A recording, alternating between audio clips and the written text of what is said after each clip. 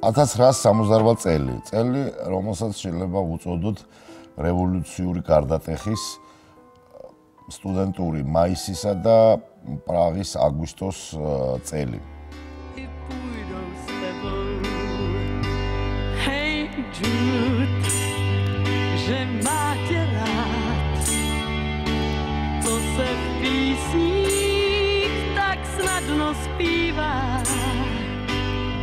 Na robu všech písní, kde končí rým, tam prý leží stín, který nám zbývá.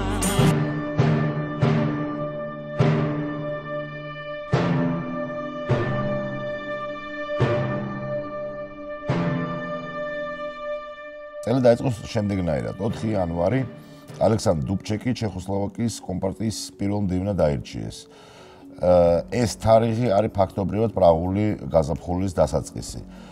ცოტა ხანში პრეზიდენტი ნოვოტნი, რომელიც იყო თქვა ასე ძველი კომუნისტური ისტაბლიშმენტის წარმომადგენელი, გადადგება თავის თანამდებობიდან და დუბჩეკმა ფაქტიურად და მისმა გუნდმა დაიწყეს დაახლოებით იმავე ტიპის რეფორმები, როგორც 1956 წელს უნგრეთში დაიწყო. ოღონდ რადიკალიზმის გარეშე დუბჩეკი და მისი გუნდი შეგნებულად რჩებოდა სოციალისტურ პარადიგმაში. მათი ლოზუნგი იყო და პირველად სწორედ ეს ლოზუნგი გახმოვანდა ჩეხოსლოვაკიაში სოციალიზმი ადამიანური სახით. ანუ ჰუმანისტური სოციალიზმი. ეს ნიშნავდა ფაქტობრივად მრავალპარტიულობას, ოპოზიციის დაშვებას, სხვადასხვა ტიპის კლუბების, საზოგადოებრივი ორგანიზაციების და რაც თავარია განუმეორებელი ატმოსფერო სიცოცხლის, აქტივობის, რაც კულტურული მრავალფეროვნების, რომელიც გაგრძელდა 4 იანვრიდან 21 აგვისტომდე. იმ თარიღამდე, როდესაც საბჭოთა კავშირის მეთაურობით ვარშავის ხელშეკრულების ჯარები შევიდნენ პრაღაში და ეს მართლა ძალიან ესეთი მსუბუქი, ხავერდოვანი პრაღული გაზაფხული დასრულდა საკმაოდ დიდი ტრაგედიით. მაგრამ აი სწორედ 4 იანვარს დაიწყო ეს გარდაქმნები.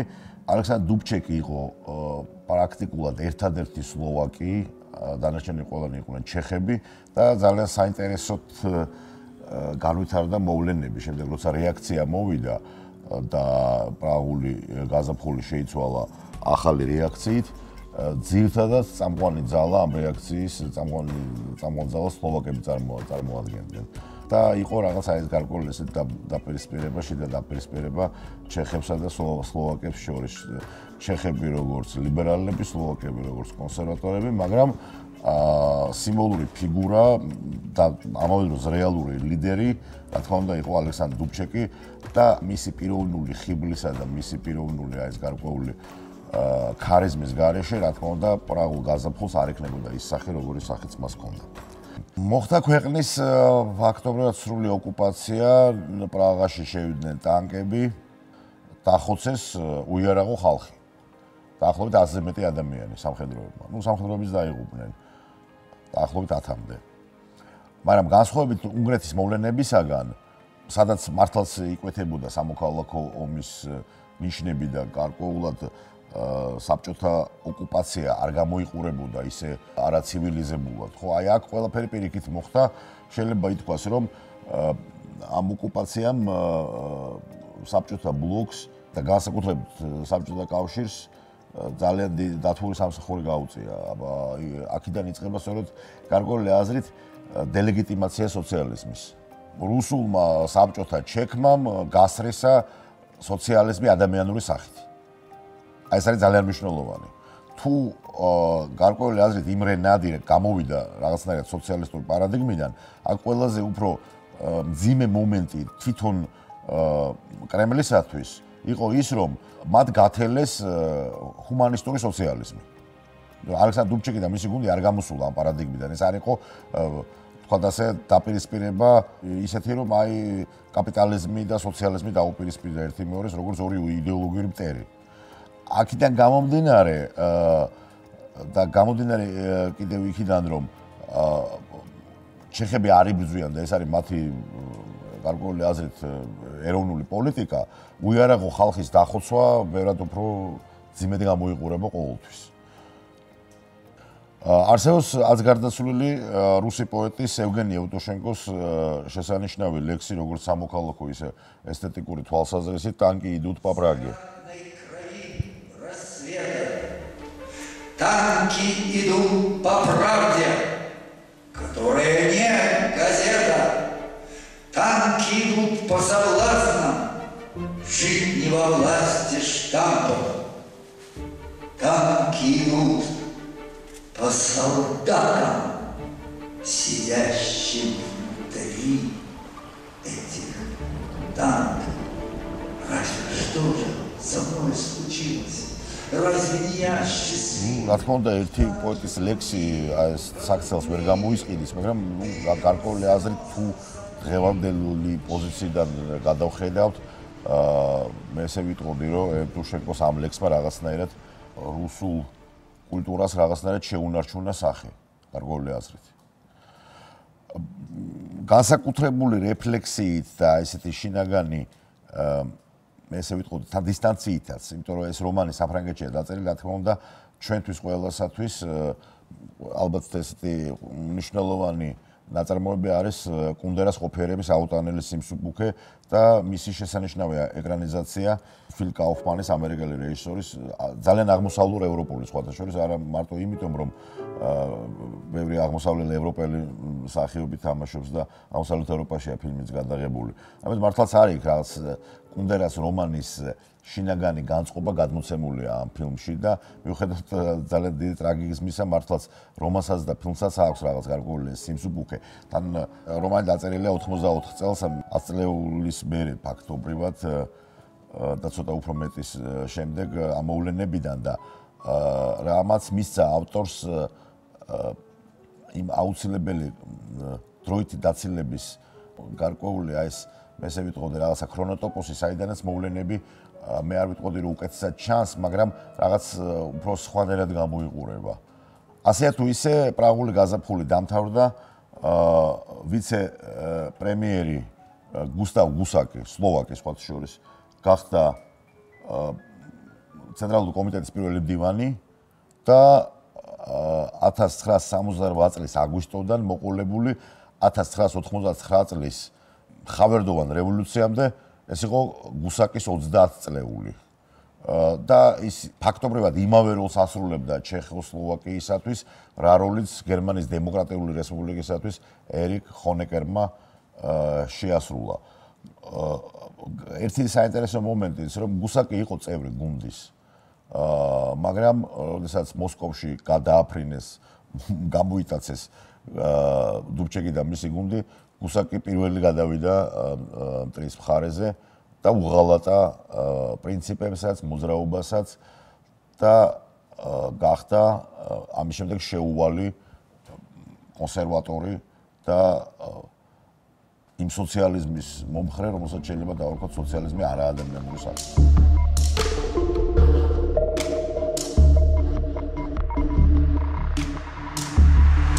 აპრილი-მაისი მასობრივი გამოსვლები ამერიკის შეერთებულ შტატებში ვიეტნამის ომის წინააღმდეგ.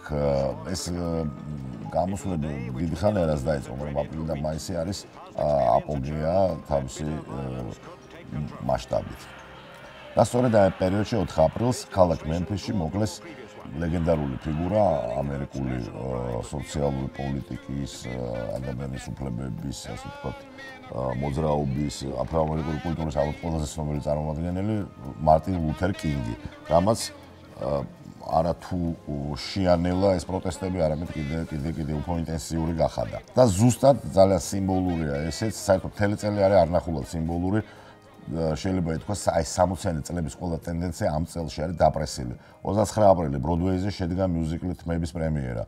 ეს არის სწორედ ის თმები, რომელსაც შემდეგ მილოშ ფორმანი აქცევს თავის ცნობილ ფილმად და რომელიც დღემდე რჩება ომის წინააღმდეგ, ვიეტნამის ომის წინააღმდეგ პროტესტის ერთ-ერთი ყველაზე უფრო ხელოვნებაში, ერთ-ერთი ყველაზე უფრო ცნობილი მოდი ასე ვთქვათ, რეცეპცია. აი სწორედ 29 აპრილს დაიდგა ეს მიუზიკლი.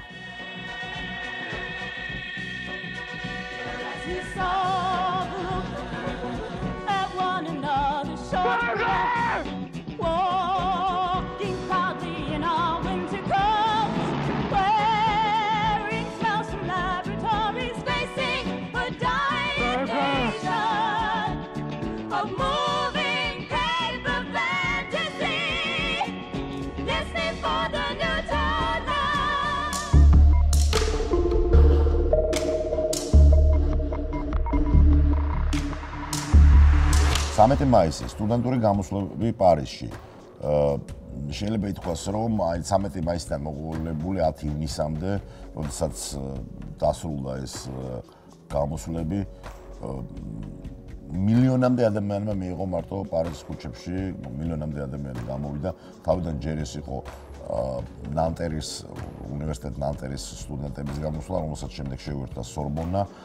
ამის შემდეგ სტუდენტებს შეუერთდა მუშათა კლასი. პროფკავშირები და დაიწყო საყოველთაო ფრანგული კაფიცვა. ფაქტობრივად მთელი საფრანგეთი მოიცვა ამ კაფიცვამ. რაღაცა მომენტში არსებობს ეს გადმოცემა, რომ პრეზიდენტმა დეგულმა დატოვა კიდეც რამდენიმე საათით საფრანგეთის ტერიტორია. იყო მომენტი, როდესაც აი სხვადასხვა მოგონებებს როცა ვკითხულობ, რომ იყო სრული შეგრძნება იმისა, რომ მოხდება ნამდვილი რევოლუცია. ნამდვილი რევოლუცია არ მოხდა. წლების შემდეგ, როდესაც გამოჩენილი რუსი ბუდოლოგი და ფილოსოფოსი მერაბ მამარდაშვილის მეგობარი, ჩემი მასწავლებელი ალექსანდრ პეცეგორსკი ერთ კონფერენციაზე შეხვდა მიშელ ფუკოს, მან დაუსვა ესეთი შეკითხვა, რომ მაინც რა იყო ეს მაისის მოვლენები, რა იყო ეს სტუდენტური რევოლუცია, რა მოხდა და მან ფუკომ ძალიან ისე უპასუხა საკმაოდ გულწრფელად, რომ ეს ყველაფერი მოხდა იმისათვის, რომ არ მომხდარიყო რეალური რევოლუციაო. არ მოხდა რეალური რევოლუცია, რომელიც გულისხმობს სისტემურ გადაყირავებას და ამოყირავებას, როგორც პოლიტიკურ, ასევე ეკონომიკურ. სამაგეროდ საბოლოო ანგარიშით, როცა დღეს ვუყურებთ ამ მოვლენებს, მოხდა ის, რასაც დღეს უკანახანია უწოდებენ სექსუალური რევოლუცია. მოხდა გადატრიალება საზოგადოებრივ ცხოვრებაში და მორალი და სექსუალობა შეიძლება ითქვას დასავლურ, არა მხოლოდ ინტელექტუალურ წრეებში, არამედ დასავლურ აი ამ გლამურულ კულტურაში ფართო გაგებით დაცილდა ერთი მეორეს და მოხდა შემდეგი რაღაცა. ეს არის ძალიან საინტერესო, რომ თუ აქამდე ბოჰემა და ბურჟუაზია უპირისპირდებოდა ერთი მეორეს და ეპატაჟი ეს იყო მხატვრული ბოჰემის გარკვეული ხერხი ბურჟუაზიის წინააღმდეგ, ეპატაჟი და ბურჟუაზია დაემთხვა ამის შემდეგ ერთი მეორეს. ანუ მოხდა ურთიერთგამსჭვალვა და ეს არის სწორედ ალბათ მთავარი რაც გამოიწვია 68 წლის მოვლენებმა, იმიტომ რომ ეს რა თქმა უნდა ეს დაიწყო საფრანგეთში, შემდეგ მოიცვა შეერთებული შტატები, გარკვეულაზე მთელი ევროპა შეიცვალა, ყველაზე უფრო მნიშვნელოვანი რაც არის, შეიცვალა სოციალური მგრძნობელობა.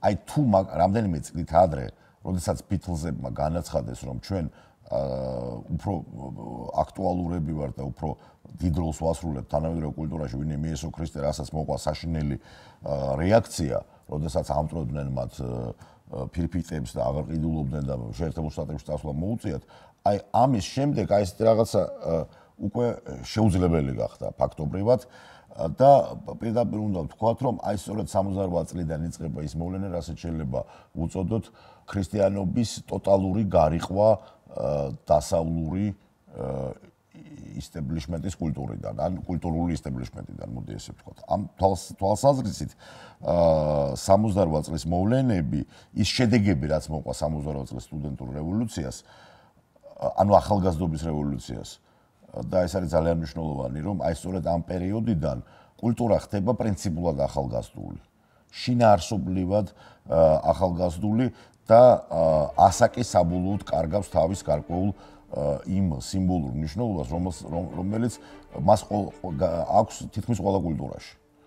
დასავლურ კულტურაში ასაკი ხდება გარკვეული აზრით რაღაც სამარცხვინო სტიგმა და ადამიანი აი დღეს ეს უკვე ძალიან კარგად ჩანს, ცდილობს ყველანაირ თვალსაზრისით შეესაბამებოდეს რაღაც ახალგაზრდულ იმიჯს, როგორც გარეგნობით, ასევე ორიგინალობით და რაც ყველაზე უფრო მნიშვნელოვანია, სწორედ აი ამ პერიოდიდან ქრება ის, რასაც ქვია პედაგოგიკის ავტორიტეტი და სტუდენტი და ახალგაზრდა ხდება მთავარი მოქმედი პირი განათლების. და როგორც თავის დროზე აღნიშნავდა პლატონი, დემოკრატიის ერთ-ერთი თვისება 25 საუკუნის წინ მან გამოყო, რომ როდესაც ასაკოვანი ხალხი, მამები და მასწავლებლები ცდილობენ მოიქცნენ როგორც შვილები და როგორც ახალგაზრდები, რომ არ ჩათვალონ ახალგაზრდებმა, რომ ისინი არიან არამოდურები.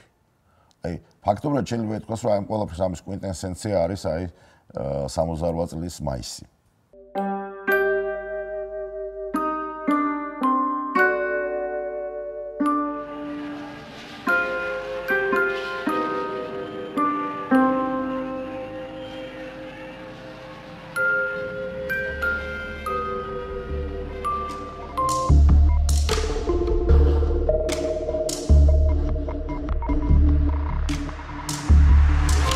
ივნისი ლოს-ანჯელესში მოკლეს რობერტ კენედი. აი ორი სიმბოლური ფიგურა,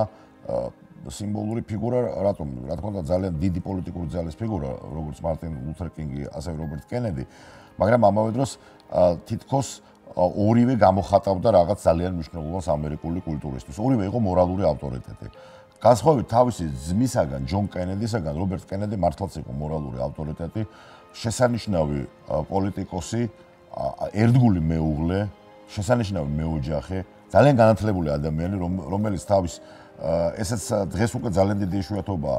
თავის სიტყვებში მას შეეძლო პირდაპირ ეციტირებინა ესქილე, სოფოკლე, პლატონი და სხვა ანტიკური ავტორები. არჩეულად განათლებული ადამიანი. შესანიშნავი ქრისტიანი, კათოლიკე ეკლესიის ერთგული წევრი. და არაუბრალოდ ერთგული წევრი, არამედ მართლა ძალიან ესეთი მორალური ფიგურა და რამდენიმე წლის წინ სხვათა შორის ეკლესიამ დაიწყო მისი ბეატიფიკაციის, ანუ ნეტარად შერაცხვის პროცესი. ანუ მარტინ ლუთერ კინგი, რომელიც ასევე რელიგიური ფიგურა იყო, რობერტ კენედი, რომელიც გამოხატავდა ტიპიურ ამერიკულ რაღაც ერთიანობას პოლიტიკისა და რელიგიის, თითქოს აი განგებს აგანგებოდ მოაცილეს მოირებმა ბედისწერის ქალღმერთებმა მოაშორეს პოლიტიკის და არა მარტო პოლიტიკის, არამედ სოციალურ-კულტურული ველიდან და ამის შემდეგ, რა თქმა უნდა, ამერიკის პოლიტიკური კულტურა და არა მარტო პოლიტიკური კულტურა ძალიან გაღარებდა.